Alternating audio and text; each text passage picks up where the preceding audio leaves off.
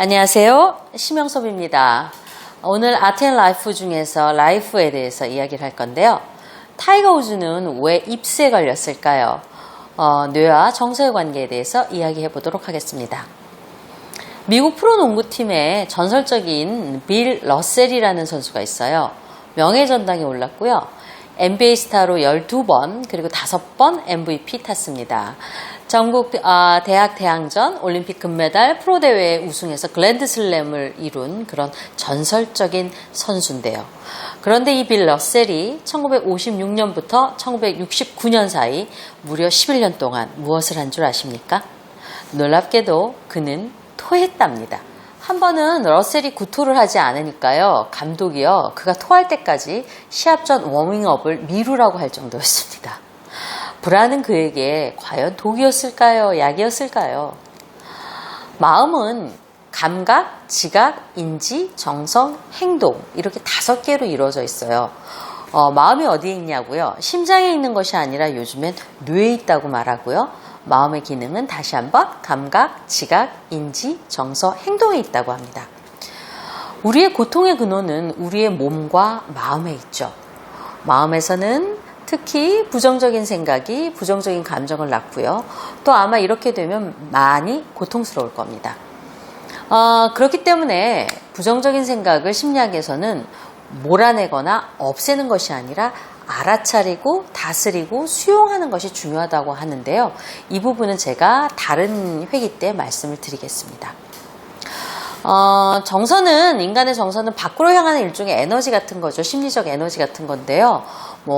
종류는 공포, 놀람, 슬픔, 분노, 행복, 기쁨 같은 것들이 있을 것 같습니다.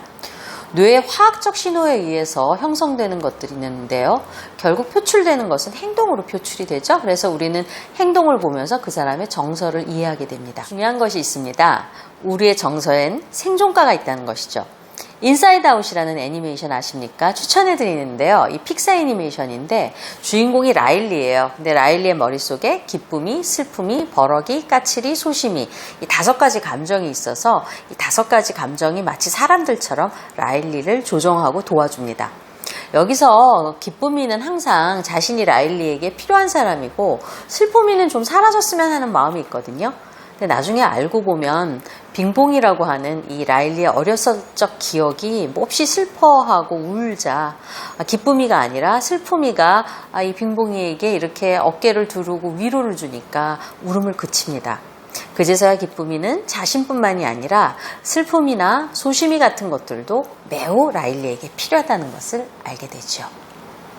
즉 우리는 편의상, 오늘은 제가 편의상 부정적인 정서와 긍정적인 정서라고 나누지만 사실은 이것들을 너무 부정적이라고 생각하시는 것은 그리 정서 그 자체가 아마 억울해할 것 같습니다.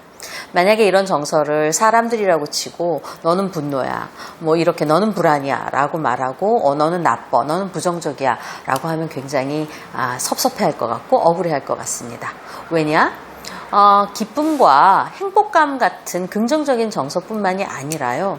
사실 분노나 슬픔 같은 것도 모두 다 기능이 있기 때문입니다. 분노는 우리에게 힘을 주고 외부의 어떤 공격을 막아내죠. 또한 동기 수준을 높입니다. 슬픔은 적의 어떤 그런 적개심을 누그러뜨리고 우리 자신을 조금 더 성찰하게 만들죠. 모든 감정은 생존가가 있어서 진화가 된 것입니다.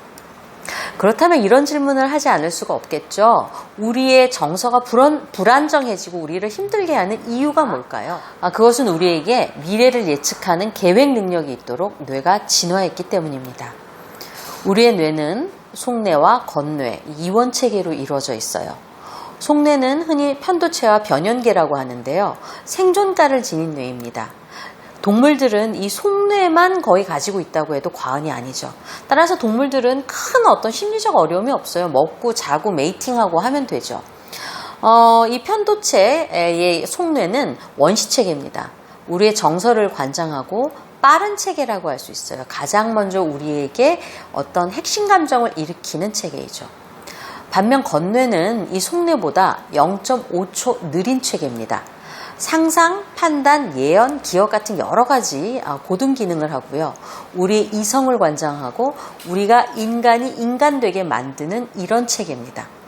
문제는 속내만 있다면 우리가 많은 그냥 어려움 없이 세상을 본능대로 살 텐데 우리는 그렇지 않고 건뇌를 갖고 있고 2차 감정을 갖고 있고 여러 가지 판단과 이성 기능을 0.5초 후에 한다는 것이죠.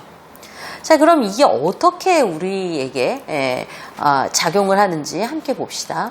저기 뭐 교장 선생님이라든가 뭐 시어머니라든가 뭐 상사라든가 우리가 좀 불편해할 수 있는 관계가 있는 사람들이 걸어온다고 칩시다. 우리의 속내는 일단 긴장을 하게 됩니다. 뭔가 불안정하고 부정적인 정서가 일으켜지는 것이죠. 그리고 0.5초 후에 우리의 겉뇌는 판단하게 됩니다. 안녕하세요 라고 인사를 예의 바르게 해야 되는군. 그러면 어떤 게 일어나냐면 최종 행동은 안녕하세요 라고 인사를 하면서 속으로는 긴장감이 올라오니까 어떻게 되는 겁니까? 바빠서요? 네. 그러면서 이렇게 피하는 행동을 할 수밖에 없다는 것이죠. 뇌의 관점에서 보면 처리된다는 건 뭐냐면요.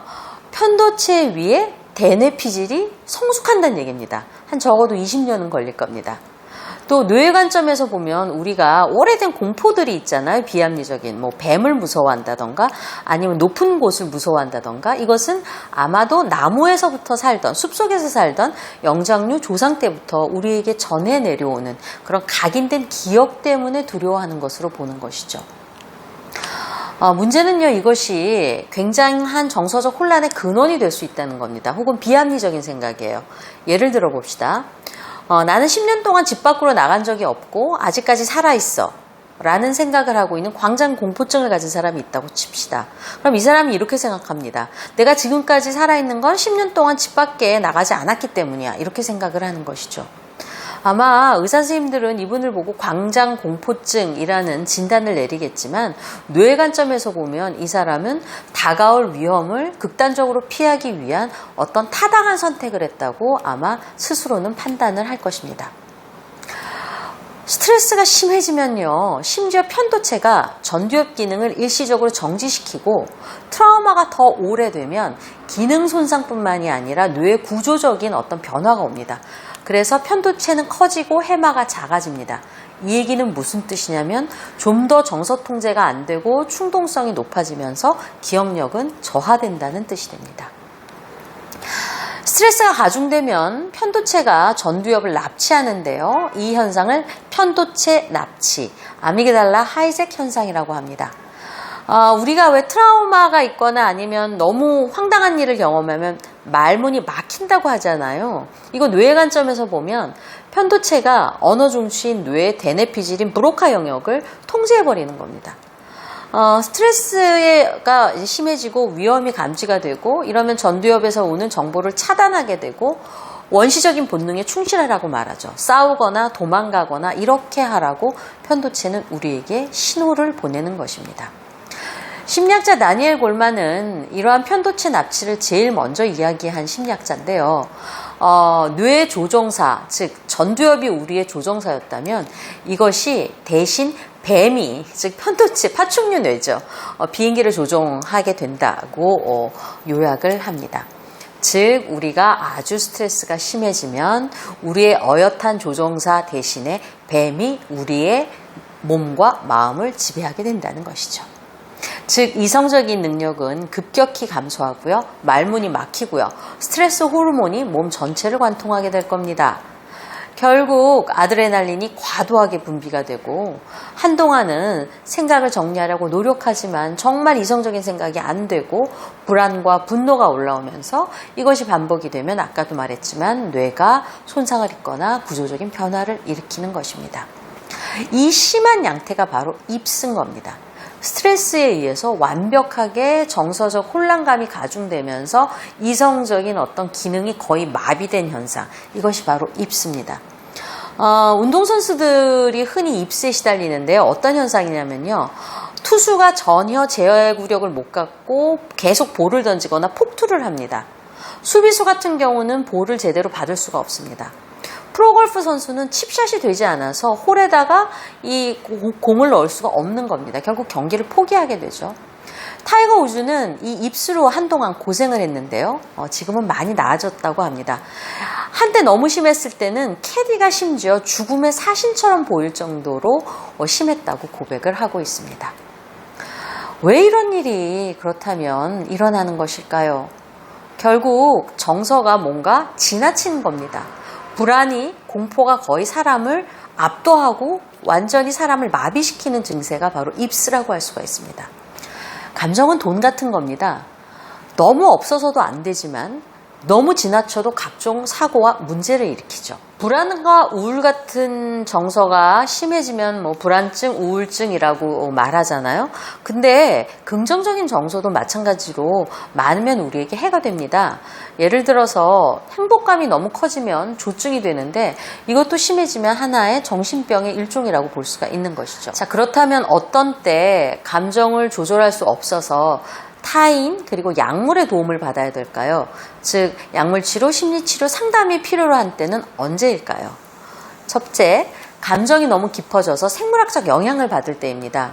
즉 이 이야기는 무슨 뜻이냐면 스트레스가 너무 심해져서 뇌의 기능적 변화를 일으킬 때입니다.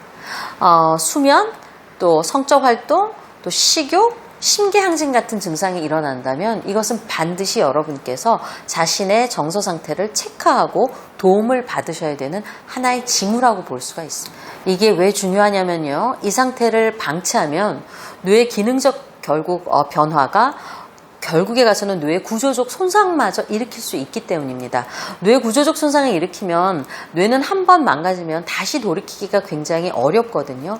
따라서 여기까지 가기 전에 적절한 약물치료, 심리치료, 상담을 받아야 됩니다. 현대심리학에서는요. 마음, 관계, 뇌 이 세 가지를 조정해서 결국 내담자, 즉 상담을 받는 사람들의 뇌에 새로운 어떤 통로를 마련한다는 것입니다. 즉 속뇌, 편도체를 더 잘 조정하고 통제할 수 있는 새로운 길을 만들어낸다고 생각을 합니다. 즉 뇌의 가소성을 변화시키는 좋은 작용을 한다는 것이죠. 그 다음에 또 우리가 다른 타인의 도움을 받아야 될 때, 정서 조절이 정말 필요할 때는 이러한 그 감정으로 인해서 삶의 적응에 지대한 영향을 미칠 때입니다. 우울로 인해서 자살 생각을 한다면, 불안으로 인해서 이직 생각을 한다면, 분노로 인해서 교도소로 가야 할 정도가 된다면 아마 우리는 반드시 정서 통제를 해야 되고 이를 위해서 타인의 도움을 받아야 할 것 같습니다. 자, 그러면 스스로 좀 자기 자신을 좀 달래고 또 스스로 정서를 좀 조절할 수 있는 그런 방법은 없을까요? 너무 정서가 통제가 잘 되지 않거나 심한 경우가 아니라면 일단은 욕구와 자아를 한번 성찰해 보십시오. 이게 무슨 뜻이냐? 감정은 결국 욕구와 연관된 것입니다. 욕구가 충족되면 긍정적인 감정이 발생되고 욕구가 좌절되면 부정적인 감정이 발생이 되는 것이죠. 부정적인 감정이 발생되었다면 그 감정에만 빠져있지 말고 어떤 욕구가 나에게 좌절되었길래 이런 감정이 나오게 되지? 하는 성찰이 필요하다는 것입니다. 중요한 것은 감정은 이미 내 안에 만들어져 있다는 것입니다. 마치 다른 사람이 시어머니가, 남편이, 아이가 혹은 상사가 나를 힘들게 하고 또 나를 화나게 하는 것 같지만 사실은 이것은 자극일 뿐이고요. 이미 내 안에 만들어져 있던 감정이 표출되는 것뿐입니다. 따라서 나의 어떤 감정이, 어떤 욕구가 좌절된 감정이 다른 사람에게 투영되고 있는지 한번 살펴보고 그 근본적인 어떤 욕구를 만족시키고 또 변형시키고 또 치환시키도록 혹은 승화시키도록 노력을 해야겠죠. 네, 어떠세요? 신비로운 뇌와 정서의 관계. 조금 더 정서를 과학적으로 들여다보면요. 어떻게 정서를 통제해야 할까? 그 방법도 쉽게 이해할 수 있을 겁니다. 심영섭의 아트 앤 라이프. 오늘은 여기까지 하겠습니다. 감사합니다.